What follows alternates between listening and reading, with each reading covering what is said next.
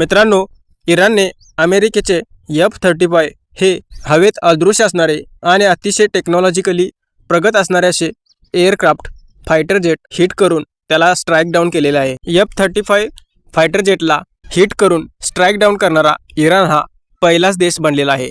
F-35 हे अमेरिकेचे एक अतिशय उन्नत आणि खूप डेंजरस, खूप घातक असे फायटर जेट मानले जाते। या फायटर जेटलाही इराणने डिटेक्ट करून स्ट्राईक डाऊन केलेले आहे। इराणकडे अशा प्रकारच्या विमानाला डिटेक्ट करण्याची टेक्नॉलॉजी आहे का, की चायना किंवा रशियाने यामध्ये त्यांची मदत केली आहे, हे सांगणे कठीण आहे। इराणने अमेरिकेच्या या F-35 फायटर जेटला स्ट्राईक डाऊन करून संपूर्ण जगाला आश्चर्यचकित करून टाकलेले आहे। आतापर्यंत कोणत्याही देशाने या F-35 विमानाला डिटेक्ट केलं नव्हतं किंवा स्ट्राईक डाऊन किंवा हिट केलं नव्हतं। इराणने अशा प्रकारचे तंत्रज्ञान विकसित केले आहे की चीन किंवा रशियाने त्यात त्यांची मदत केली आहे, हे सांगणे कठीण आहे। पण इराणने या फायटर जेटला स्ट्राईक डाऊन करून सगळ्यांना अवाक करून ठेवलेले आहे। F-35 लाइटनिंग II हे अमेरिकेच्या लॉकहीड मार्टिन या कंपनीने विकसित केलेले जगातील सर्वात प्रगत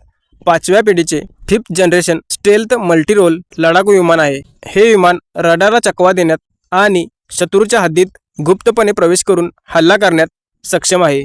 मित्रांनो, या F-35 विमानाची काही वैशिष्ट्ये आहेत, ती वैशिष्ट्ये थोडक्यात जाणून घेऊया। F-35 हे स्टेल्थ टेक्नॉलॉजीने बनवलेले विमान आहे।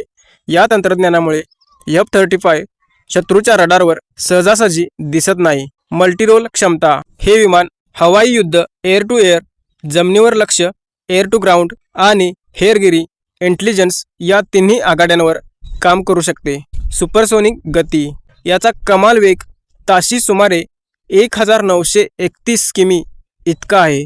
अत्याधुनिक हेल्मेट, पायलटला 360 डिग्री दृश्य म्हणजेच व्ह्यू पाहण्याची सुविधा देणारे प्रगत हेल्मेट माउंटेड डिस्प्ले सिस्टीम या विमानात असते।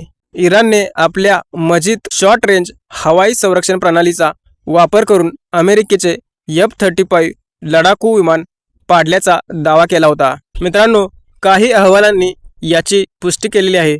इराणच्या हल्ल्यानंतर अमेरिकेच्या F-35 विमानाला मध्य पूर्वेतील एका तळावर इमर्जन्सी लँडिंग करावी लागली होती, ज्यामुळे या विमानाच्या अभेद्य प्रतिमेवर प्रश्नचिन्ह निर्माण झाले आहे। इराणची इन्फ्रारेड प्रणाली, इराणने असा दावा केला आहे की त्यांची इन्फ्रारेड आधारित मजीद संरक्षण प्रणाली रडारला चकवा देणाऱ्या F-35 ला शोधण्यात आणि नष्ट करण्यात यशस्वी झाले आहे। मित्रांनो, या विमानाच्या पायलटने इमर्जन्सी एक्झिट केल्यामुळे म्हणजेच इमर्जन्सी इजेक्ट केल्यामुळे तो या हल्ल्यात वाचला असला तरी या विमानाला मोठी क्षती पोचल्याची शक्यता आहे, ज्यामुळे या विमानाला इमर्जन्सी लँडिंग करावी लागली। मित्रांनो, F-35 हे निसंशयपणे जगातील अत्यंत घातक विमान आहे, परंतु इराणच्या नुकत्याच झालेल्या दाव्यांमुळे आणि त्याच्या देखभाल खर्चातील वाढीमुळे अनेक देश त्यांच्या खरेदीबाबत पुन्हा विचार करत आहेत। मित्रांनो, या विमानाची किंमत $100 मिलियन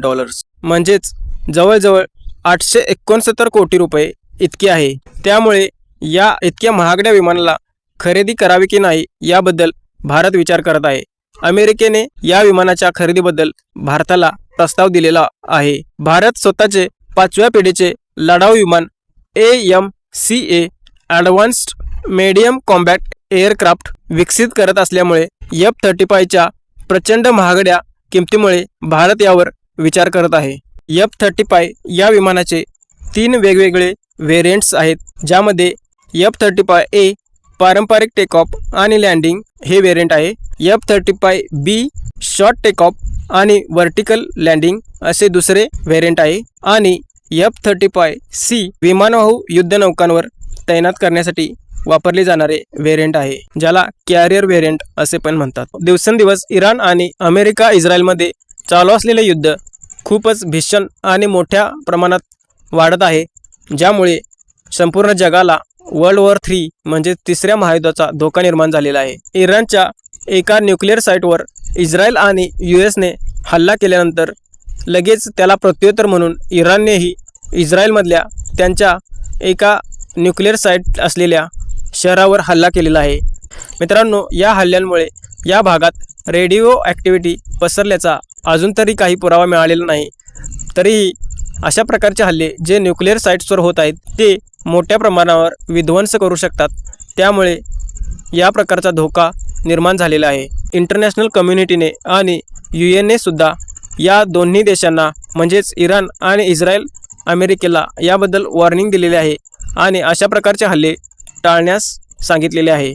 मित्रांनो, अमेरिका आणि इस्रायल अशा प्रकारचे अतिशय मूर्खतापूर्ण हल्ले इराणवर करत आहे, ज्यामुळे प्रत्युत्तरादाखल इराणही अशा प्रकारचे हल्ले करत आहे. 2-3 दिवसापूर्वी अमेरिका आणि इस्रायलने इराणच्या एका जगातील सर्वात मोठ्या अशा साऊथ पार्स या ऑइल फील्डवर हल्ला केला होता, ज्याला प्रत्युत्तर म्हणून इराणनेही कतरमधील एका ऑइल फील्डवर हल्ला केला होता, ज्याला खूप मोठ्या प्रमाणात क्षती पोचलेली आहे. कतरच्या या ऑइल फील्डला इतकी मोठी क्षती पोचलेली आहे की यातून रिकवर व्हायला या ऑइल फील्डला जवळजवळ 5 वर्षे लागतील असे कतरच्या सरकारने स्पष्ट केलेले आहे. कतरमधील हे ऑइल फील्ड अतिशय महत्त्वाचे ऑइल फील्ड होते, ज्यातून संपूर्ण जगभर ऑइलचा पुरवठा होत होता. अमेरिका आणि इस्रायलच्या अशा प्रकारच्या हल्ल्यांमुळे इराणही प्रत्युत्तरादाखल अशा प्रकारच्या ऑइल फील्डवर हल्ले करत आहे, ज्यामुळे संपूर्ण जगात ऑइल, गॅस आणि एनर्जीचे मोठे संकट निर्माण होऊ शकते. मित्रांनो, तुम्हाला या युद्धाबद्दल काय वाटते हे कमेंट्स करून सांगा. व्हिडिओ आवडला असेल तर लाईक करा, शेअर करा, तसेच यूट्यूब चॅनेलला सबस्क्राईब करा. धन्यवाद.